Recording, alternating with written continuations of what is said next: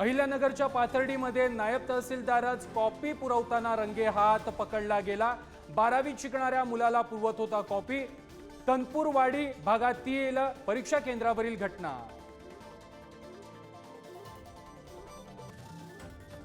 स्वारगेट अत्याचार प्रकरणानंतर गृहराज्यमंत्री योगेश कदमांचा ताफा अडवण्याचा प्रयत्न। पोलिसांकडून भूमाता ब्रिगेडच्या तृप्ती देसाईंची धरपकड।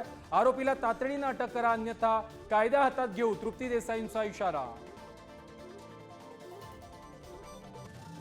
पुणे स्वारगेट बलात्कार प्रकरणातील आरोपी दत्ता गाडे 48 तासानंतरही मोकाटच। 13 पोलिसांच्या टीमकडून शोध।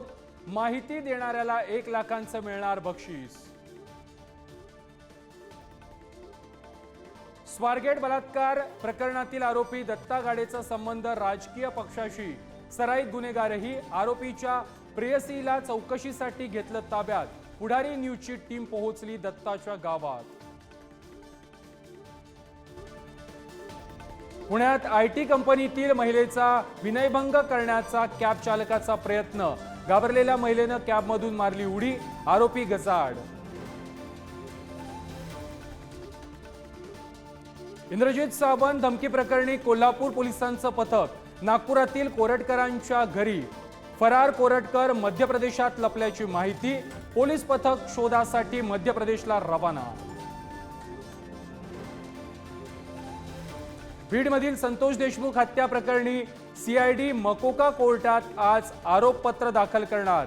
9 आरोपींवरती गुन्हे। कृष्णा आंधळे अद्यापही फरार। नाशिकच्या पालकमंत्रीपदाचा तिढा अखेर सुटला। भाजपचे गिरीश महाजनच नाशिकचे पालकमंत्री। रायगडचा तिढा मात्र कायम।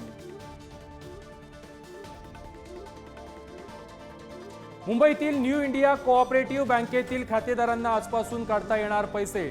निर्बंधांनंतर 25,000 पर्यंत रक्कम काढण्याची मुभा। पैसे काढण्यासाठी ग्राहकांची बँकेबाहेर गर्दी।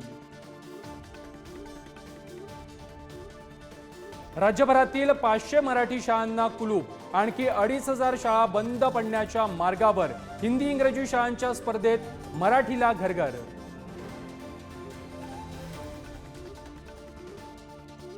केरळच्या धर्तीवर रत्नागिरीमध्ये पर्यटकांसाठी हाऊसबोट। जिल्हा परिषदेनं विकत घेतल्या 5 हाऊसबोट।